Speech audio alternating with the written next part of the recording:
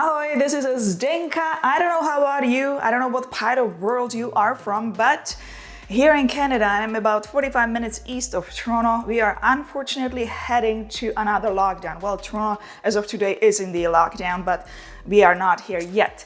So if you're on the same boat, let's bring these spirits up with today's Creative Camera Challenge. Something very simple you can do in the house, have a lot of fun with it, get creative, and forget about the outside world. And throughout the video, at some point, you can find out how you can try winning this smartphone gimbal Hohem iSteady X. Hohem is not a sponsor of this giveaway. I simply reviewed this gimbal in the past, and because it's close to holidays, it's time to give back. So that's why I'm giving it to you as thank you for being part of this channel. By the way, you might want to subscribe to this channel because more giveaways is coming up closer to the holidays with a grand big prize sponsored by Zeppen. But now, let's keep moving. I've been doing stock photography for many of years, and if you look at the food section, for example on Shutterstock, you will see that there's a huge trend going on. The food flying in the air, or donuts flying in the air, cookies, levitation photography. Well, in today's video, I'm gonna show you how you can get shots like this, or like that, or even like this. And you don't necessarily have to do it just with food. You can do it with any objects, any items. What you are going to need is obviously your items. I'm gonna go here with these wonderful cookies and chocolates and strawberries. Obviously that's just my first choice, but I'm gonna be shooting other items as well. Now the whole shoot will be happening here on the ground because it's gonna be taken from the top, just like we did the last one, flat lay photography, but with a twist. The problem is that if you're gonna arrange all those items straight up on that paper background or in background of your choice, then you're gonna see a lot of shadows. Even if you lift them with something so they are not in the same level, obviously we need to overlap them a little bit, we need to turn them around and stuff like that, still you're gonna get a lot of shadows. So the only option is to lift the objects much higher above the background. Now, there is a tool you can definitely use. I'm gonna be using this plexiglass. I love using plexiglass for a number of years, but the old one is scratched, so I just got a brand new one. If you don't have a plexiglass, you do have something clear in a house, I'm sure. Picture frame. The glass will work like a charm. To bring the plexiglass a little bit higher, you can use like boxes or books or even chairs, anything goes. I have those little two boxes, I'm gonna put it under. And how high should it be? That's a very good question. I'm gonna do a little test. Obviously, depending on your light source, I'm gonna have a probably softbox in this area. I'm gonna put my finger at the bottom, and as I'm lifting it up, I can see the shadow slowly disappearing. So if I'm gonna put my finger over here, do I see the shadow? Tiny bit. If I bring my finger even higher, now the shadow is completely gone. So I might actually bring the plexiglass even higher to make sure that the shadow is not showing up. What I like to do next is just place one object there before I'm gonna arrange everything else, because now I need to set up my lights and the camera. Once I have everything in place, and I'm actually gonna start arranging and let that creative process begin. The main light I'm using right now is just continuous light softbox. Now, I always place everything from top down, but obviously in this case, I can do so because if I'm gonna point that light straight down, first of all, I'm gonna see reflection of the light in the plexiglass, and I'm gonna create harsh shadow under those cookies. So the only option, what I can do right now, is to lower the light as much as I can. And I want to have the side light anyways on those cookies. So something like that would be probably a good idea because I want to create the idea of it is flying, and that way one side of the items will be lit and the other side of the items will be in shadow.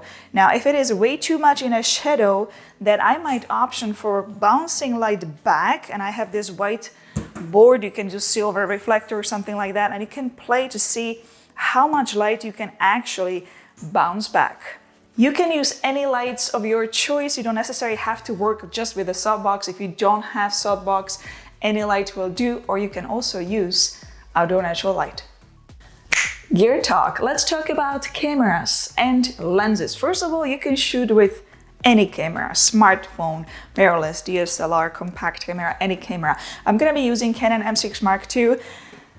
As far as lenses go, on your smartphone, you want to probably select standard lens, the mid-range, happy range.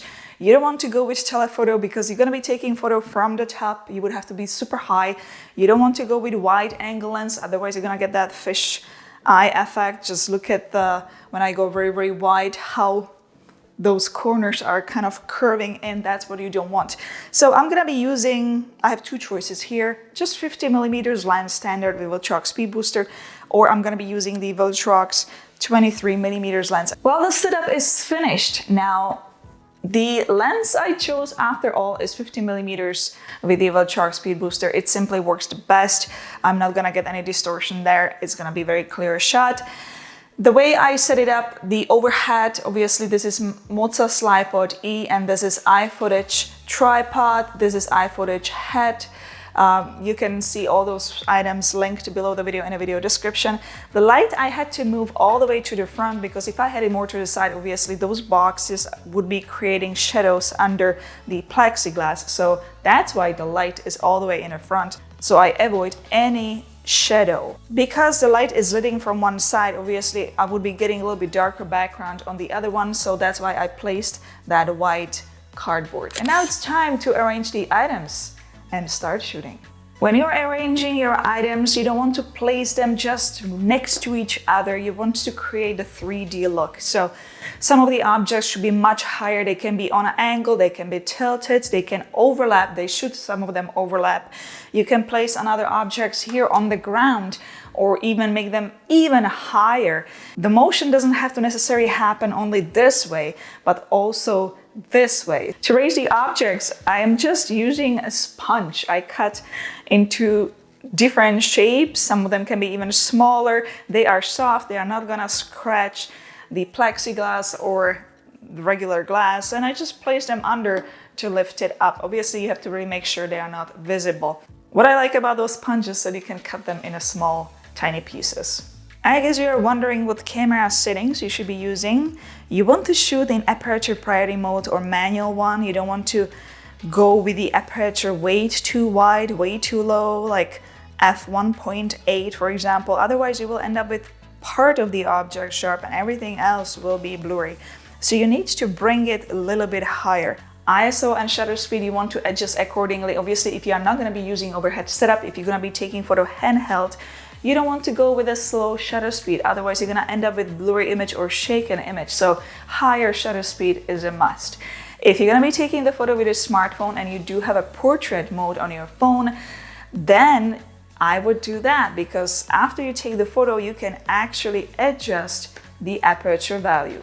Once the photos are finished, then you just edit them a bit to get more interesting result. I just added a little bit more contrast, play it a bit with colors, and done. The possibilities are endless, and now for me, I'm ready to upload them to stock.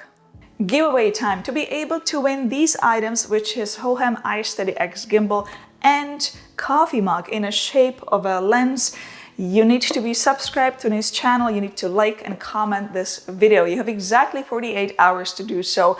Deadline is Sunday 10 a.m. EST time. The winner will be announced the very same day on Sunday 12 noon. Under this video, in a video description, and also in a comment section. The comment will be pinned to the top. Good luck.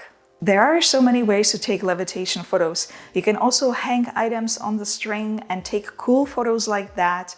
Then erase the string in the Photoshop, or even throw carefully small items in the air. But for that, obviously, you need very fast shutter speed. Otherwise, it might be blurry. And good timing. You want to capture the object when it's just about to come down. Your turn. Camera challenge time. Take any levitation photos with any camera. You don't necessarily have to do the same thing I was doing here today. Any ideas would be great.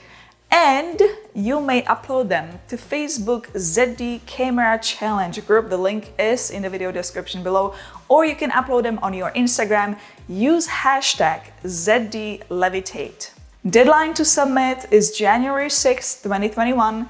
and the best photos will be showcased and reviewed January 11th, 2021 in a video on this channel. Feel free to post a story which would go with the photos, camera settings, lenses, any details. Have fun, be creative, keep the spirits up and stay healthy, and I'll see you in the next video. Ciao, ahoj.